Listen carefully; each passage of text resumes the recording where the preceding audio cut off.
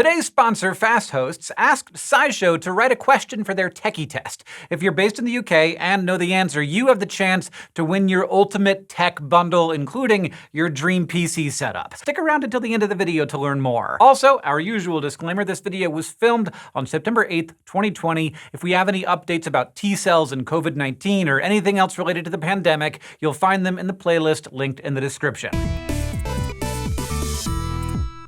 Once again, there's another theory about the COVID-19 pandemic going around. This time, some are claiming that even though only a very small percentage of the population has had the illness, many more are immune already because they've had colds. Some are even saying that because of this, we're approaching herd immunity, that point where enough people are immune that the virus can't really continue circulating. And we didn't realize this earlier because this immunity is different than usual. It's conferred by something called T-cells rather than by antibodies. But as awesome as that would be, unfortunately, it's a big misunderstanding. If you actually look at the research, it tells a very different story. This whole idea comes from a bunch of studies published over the last few months, and they do show that many people have what immunologists call T-cell immunity. T-cells are immune cells, and they work with cells that produce antibodies to identify and fight diseases. There are different types of T-cells that do different things, but one of their main jobs is to recognize and destroy things that cause infections.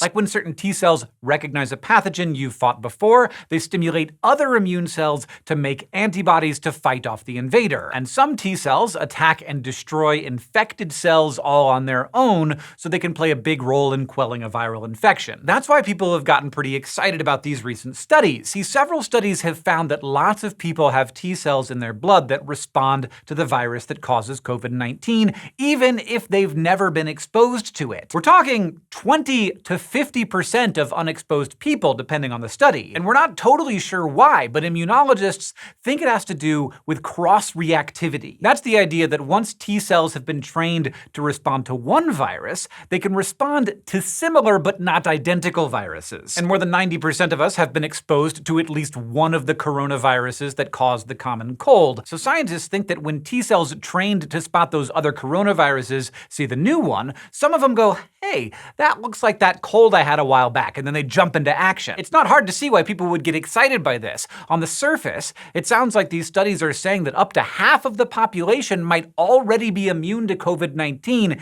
even if they've never had it. The studies even call these reactions, quote, T-cell immunity. Except, the thing is, when immunologists say that, they don't necessarily mean T-cells are protecting people from a disease. All T-cell immunity means is that T-cells are mounting some form of immune response to the pathogen, which, yes, is massively confusing, but it is a quirk of scientific lingo. The fact is, while we know these T-cells are reacting to the virus, we're not sure what that means. We don't even know if it's good or bad. And if you look at the studies themselves, the authors are pretty open about that. Now, researchers have suggested that T-cell reactions could help explain why COVID-19 looks so different in different people. Maybe the T-cells help people launch a quicker, more effective defense so they don't end up as sick, and maybe that contributes to herd immunity. But we don't know if that's the case or to what extent. At the end of the day, it's very hard to predict how a person's immune system actually behaves when infected with something, no matter how much information you have in advance. For example, a July study published in Nature pointed out that immunity to a closely related virus can make you less susceptible to a disease, or it can make the disease more severe. And a study published in Science in June noted that cross-reactivity could contribute to what's known as a cytokine storm, where the immune system overreacts to an invader and causes more problems than it solves. More recently, a study published in Nature on August 26th looked at the differences between male and female COVID-19 patients. Among other things, the study found that female patients had less severe cases and mounted a stronger T-cell response. But also, in male patients, a stronger T-cell response correlated to more severe disease. So again, are T-cells good or bad or both somehow? The most obvious way to test this kind of thing would be to find some people who've never been exposed to the virus and check out their T-cells. Then, if they get COVID-19, scientists can see if anything changes or if differences in T-cells before they get sick were tied to different degrees of illness afterward. And we might actually actually have an opportunity to do this kind of research. In a comment article published in Nature Reviews Immunology last month, a pair of immunologists from California pointed out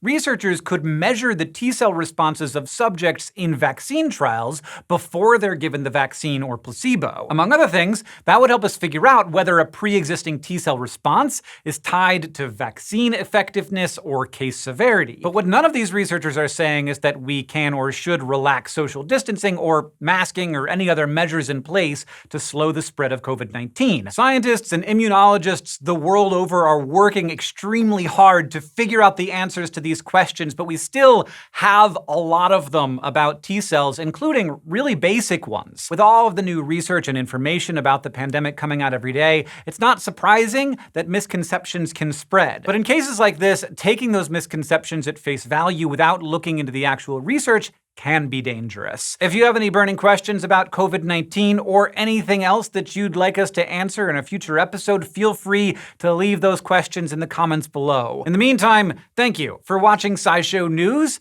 and thank you to Fast Hosts for sponsoring today's episode. Fast Hosts is a UK-based web hosting company which offers a wide range of web hosting products and other services. They aim to support all sorts of UK businesses and entrepreneurs, so they offer a variety of affordable hosting essentials such as domain names and an easy-to-use website builder. And they want to support the environment too, which is why their UK-based data centers run on 100% renewable energy. And they're gonna give one lucky person an ultimate tech bundle and PC setup. To help decide who that person is, they have asked us here at SciShow to come up with a special question for their techie test. What was the name of the first computer virus created in the early 1970s? If you know the answer and are based in the UK, click the link in the description to enter, and good luck.